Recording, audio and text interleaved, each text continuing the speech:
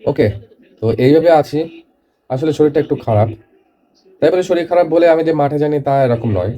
একজন আমাকে জিজ্ঞাসা করেছিল যে পরীক্ষায় পাস হবে কিনা? তো যে মাঠে যাচ্ছে সে তো। আমি তাকে বলেছি যে সে চাকরি করে ফিরলেও মানে যখন সে চাকরি করে ফিরবে, আমি যদি চাকরি না পাই, তাও আমি মাঠে যাব। মাঠে শুধুমাত্র আমি নিজের এই যে সামনে এক্সাম আছে সেটার জন্য আমি যাই না। মাঠে যাই, মাঠ একটা মানে কি বলবো থেরাপি হয়ে গেছে এখন। মানে মাঠে যারা বিশেষ করে একা হোক বা বন্ধুদের সঙ্গে হোক বা যেভাবেই দৌড়ায়, বিশেষ করে আমার কাছে তো একা রান করতে এত এনজয় লাগে। আমি আমি মানে আমি আরকি এনজয় করি। তো সেটার জন্য যাই আজকেও গেছিলাম। ৫ কিলোমিটার নয় ৬ কিলোমিটার দৌড়েছি। এরকম শরীর খারাপ হওয়া সত্ত্বেও। তো আমি তার জন্য গর্ব করছি না। আমি তোমাদেরকে জানাচ্ছি যে যারা মনে করো যে এরকম শরীরটা খারাপ তবুও আমি যাব না বা এরকম ব্যাপার আজকে থাকে যাক। এরকমটা নয়। তুমি হ্যাঁ, পড়াশোনার জন্য তুমি একটু ছাড় দিতে পারো। তবুও আমি বলব যে কি মেন্টালি যদি তুমি স্ট্রং হতে চাও তবে ফিজিক্যালি অ্যাক্টিভিটি তুমি কিছু না কিছু করো। আমি বই নিয়ে বসেছিলাম। বাট বইটা না পড়তে পারছি না। এতটা পরিমাণে জ্বর এসছে। এই যে আমি জ্বর ট্যাবলেট খেয়েছি। তো এখন শুয়ে এই যে একেবারে দেখো আমার একটু ঠান্ডা বেশি লাগে। তো আচ্ছা তার আগে বলি এই যে ব্যাকগ্রাউন্ড বা আমি যেভাবে ভিডিও বানাচ্ছি এতে তোমরা যেও না। আমি চ্যানেলটার নামই এজন্য দিয়েছি আনফিল্টার্ড। আমি না ওই যে গতানুগতিকভাবে এত ভালো পজিশনে এসে বা বিভিন্ন রকম কায়দা কানুন করে ভিডিও বানাতে আমি ইচ্ছুক নয়। আমার মতন এতটা দুনিয়াতে এতটা মানুষ আছে। আমার মতন যারা আছে, অবশ্যই আছে। কিছু সিমিলারিটি তো অবশ্যই থাকবে। তো তারা চাইলে ভিডিওটা দেখো। আর যারা মনে করো যেন স্যুট-বুট পরে ভিডিওর ব্যাকগ্রাউন্ড খুব ভালো হবে, এরকম করে ভিডিও বানাবে তারা তার জন্য আই এম সরি। তো এই দেখো আমি শুয়ে এখন কি করছি বলো দিনে? আমি খেলা দেখছি।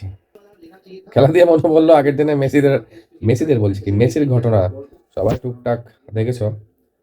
আমার খুব ইচ্ছা ছিল জীবনের যে আমি একবার মেসিকে দেখবো। আইডল বলবো না কিন্তু ফুটবল জগতের যদি মানে কেউ হয় তোমার মেসিকে দেখার খুব ইচ্ছা ছিল। অ্যাকচুয়ালি জেটটা আরো বেড়েছিল সেখান থেকে আমি না টিকিট কাটতে পারিনি। আমার কাছে খুব টাকার সমস্যা ছিল। আমি যে স্টেডিয়ামে যাবো, সল্টলেক স্টেডিয়ামে যাবো তার জন্য আমার মানে পর্যাপ্ত পরিমাণে টাকা ছিল না। টাকা আমি লোকের কাছে পেতাম কিন্তু আমার আমার কাছে লোকেরা দেয়নি।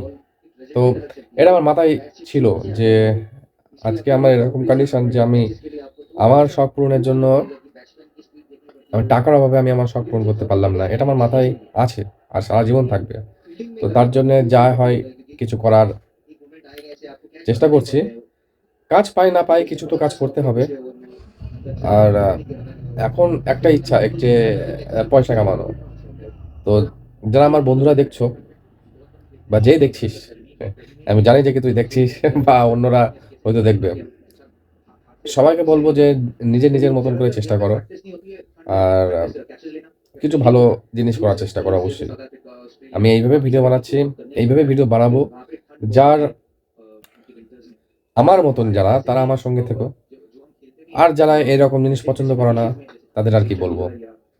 তাদের জন্য বেস্ট অফ লাক। আচ্ছা তোমরা সবাই এখন খেলা দেখো অতটাও ভালোভাবে কথা বলতে পারছি না।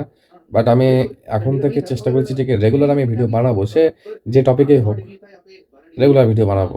আনফিল্টার্ড নাম দিয়েছি। আচ্ছা আমি আরেকটা কথা বলে রাখি। আনফিল্টার্ড দীপক নাম দিয়েছি এই নয় যে আমি শুধুমাত্র রানের ভিডিও দেবো, আমি রান করছি, পড়াশোনা করছি এরকমটা নয় রে, এরকমটা ঠিক না। প্রত্যেকের তরফ থেকে ভালো করে চেষ্টা করছে। যে যার মতন চেষ্টা করছে করুক। আম ব্যক্তিগত। এটা আমি ভিডিওটা দেই আমার ভালো লাগে সেটার জন্য দেই। এই না যে আমার তোমাদেরকে দেখাতে হবে, শো অফ করতে হবে। আমি তো আজকে কোনো রকম রানের ভিডিও দেইনি। আমি দিতে পারতাম। আনফিল্টার্ড মানে আমি আমার কোনো ফিল্টার থাকবে না। এটাই ব্যাপার, মোদ্দা কথা। ঠিক আছে? এটা একটা আমি জার্নি শুরু করেছি আমার লাইফের। যে আমার জার্নি